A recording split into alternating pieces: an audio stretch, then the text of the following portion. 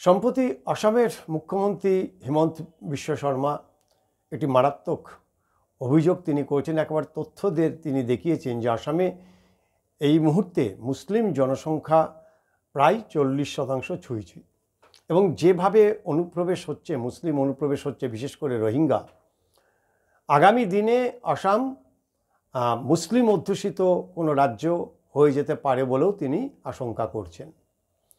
নিশিকান্ত দুবে, বিজেপির আরেক সাংসদ বিহারের, তিনি দাবি করেছেন বিহারের 3টি জেলা এবং একই সঙ্গে পশ্চিমবঙ্গের মুর্শিদাবাদ এবং মালদা, এই 2টি জেলা মিলিয়ে অর্থাৎ মোট 5টি জেলা মিলিয়ে একটি আলাদা পৃথক রাষ্ট্র গঠনের তিনি দাবি করেছেন। এবং এই রাষ্ট্র যে পৃথক রাষ্ট্র হবে, সেই রাষ্ট্র অবশ্যই কেন্দ্রীয় শাসিত হতে হবে।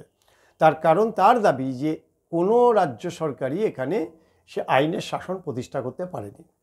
এখন আমাদের কাছে বিহার থেকেও বড় সমস্যা হচ্ছে মালদা এবং মুর্শিদাবাদ, এই 2টি জেলাতেই মুসলিম জনসংখ্যা দ্রুত হারে বৃদ্ধি পেয়েছে।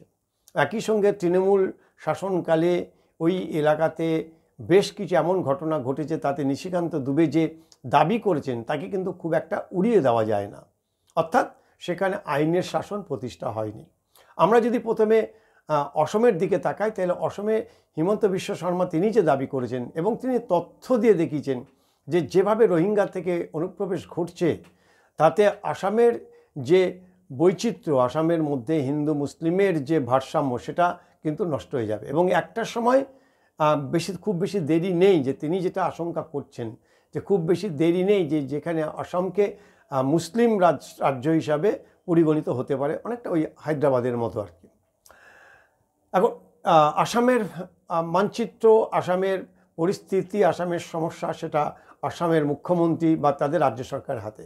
কিন্তু আমাদের রাজ্যে পশ্চিমবঙ্গে মুসলিমদের যে জনসংখ্যা বৃদ্ধি পেয়েছে এবং মুসলিম ভোটার যে বৃদ্ধি পেয়েছে, সেটা একেবারে প্রমাণিত এবং সে তথ্য নির্বাচন কমিশনের যে তথ্য, সে তথ্য অনুযায়ী রয়েছে।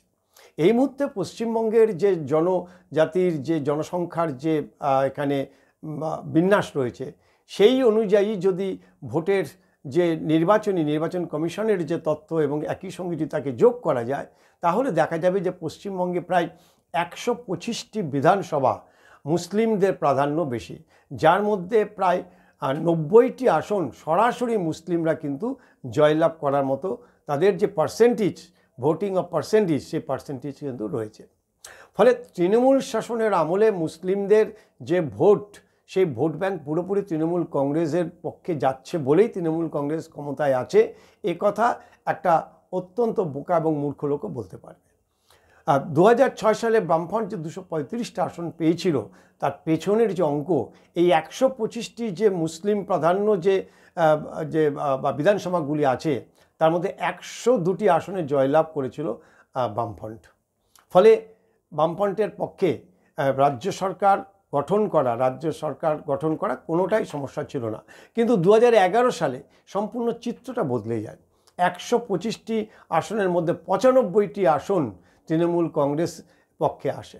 ফলে তৃণমূল কংগ্রেস সরকার করেছে। অর্থাৎ মুসলিম ভোটার যে ভারতবর্ষ বা পশ্চিমবঙ্গের যে শাসন ক্ষমতায় যারা থাকবে, সেখানে যে একটা ফ্যাক্টর, একথা বলার অপেক্ষা রাখে না।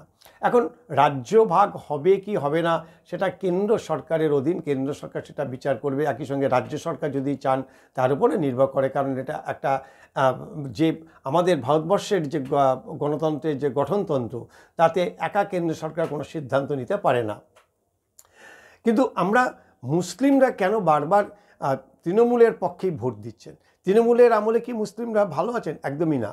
সারা ভারতবর্ষের নিরিখ, অন্যান্য রাজ্যের নিরিখে পশ্চিমবঙ্গের মুসলিম কিন্তু অত্যন্ত পিছিয়ে, অনেকটাই তারা কিন্তু পিছিয়ে রয়েছে এবং কষ্টের মধ্যে রয়েছে। যতই মুখ্যমন্ত্রী বলুন না কেন যে তিনি সংখ্যালঘু সম্প্রদায়ের জন্য অনেক কিছু করছেন, যদি তথ্য দিয়ে দেখা যায়, তাহলে সে তথ্য অনুযায়ী কিন্তু মুসলিমদের অবস্থা অনেকটাই খারাপ। সর্বভারতীয় যে ক্ষেত্র, সেখানে কিন্তু অনেকটাই খারাপ পশ্চিমবঙ্গে।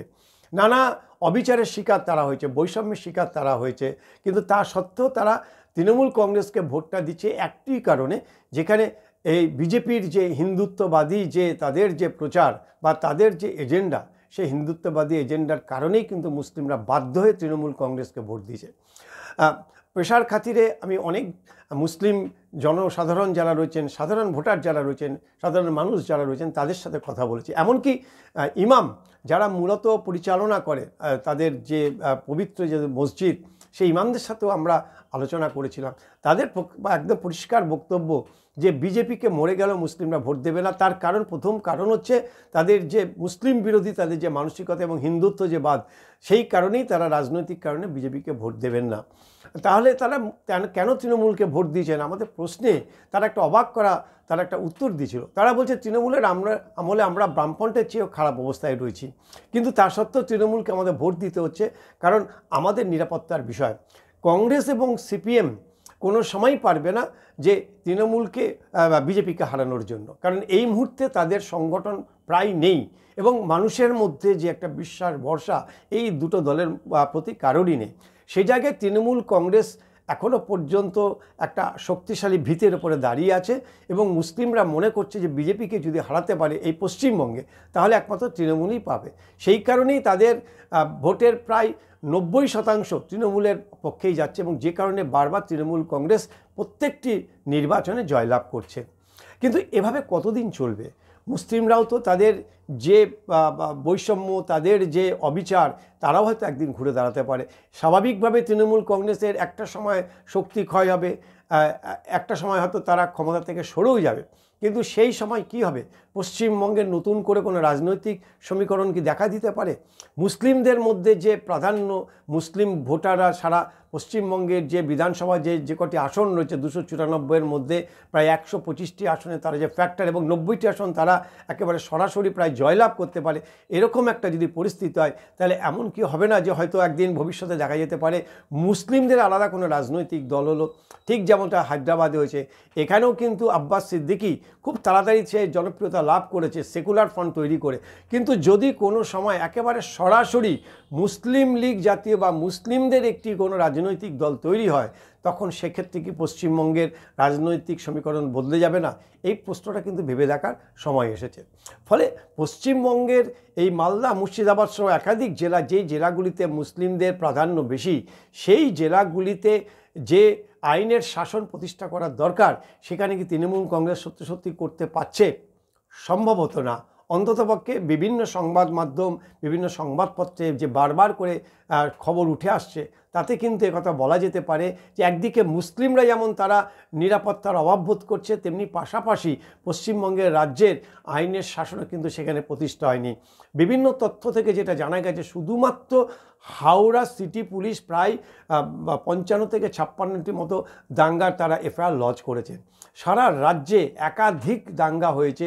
ফলে দাঙ্গা যে শুধুমাত্র যে কোনো একটি গোষ্ঠীর কারণ হচ্ছে তা নয়, যে কোনো গোষ্ঠীর কারণেই দাঙ্গা হতে পারে, কিন্তু সেই দাঙ্গাকে কড়া হাতে দমন করার জন্য যে শাসন দরকার, সেই শাসন প্রতিষ্ঠা কিন্তু করতে এই তৃণমূল কংগ্রেস কিন্তু ব্যর্থ, একথা বলা যেতে পারে। এখন সবথেকে বড় যেটা সমস্যা, যে আমাদের যে ভারতবর্ষ বহু ভাষা, বহু বর্ণ, বহু সংস্কৃতির যে মিলন, সেই জায়গায় দাঁড়িয়ে এই হিন্দুত্ববাদ যে স্লোগান বিজেপি দিচ্ছে, সেই স্লোগান কি মুসলিমদের আরও এককাট্টা করছে না? ভেবে দেখার সময় এসেছে। বিজেপির তরফ থেকে বারবার করে বলা হচ্ছে এবং শেষ পর্যন্ত শুভেন্দু অধিকারী পর্যন্ত বলেছেন যে সবার সাথে আমরা না, যারা আমাদের ভোট দেবে তাদের সাথে আছি, অর্থাৎ একেবারে একদম পোলারাইজড করে দেওয়া, হিন্দু মুসলমান ভোটকে ভাগ করে দেওয়া। সেই জায়গায় তৃণমূল কংগ্রেস যদি ক্রমাগত মুসলিমদের প্রতি যে অবিচার, তাদের যে এখানে যে বৈষম্য স্বীকার হতে হচ্ছে তৃণমূল কংগ্রেসের আমলে, সেই বৈষম্যের এবং অবিচারের কারণে ভবিষ্যতে যদি পশ্চিমবঙ্গে আবার নতুন করে কোনো মুসলিম রাজনৈতিক দল তৈরি হয়ে ওঠে, মাথাচাড়া দিয়ে ওঠে, সেই সময় কিন্তু তাকে সামাল দেওয়ার জন্য পশ্চিমবঙ্গের শাসন ব্যবস্থা তৈরি থাকবে কিনা সেটা একবার ভেবে দেখতে হবে।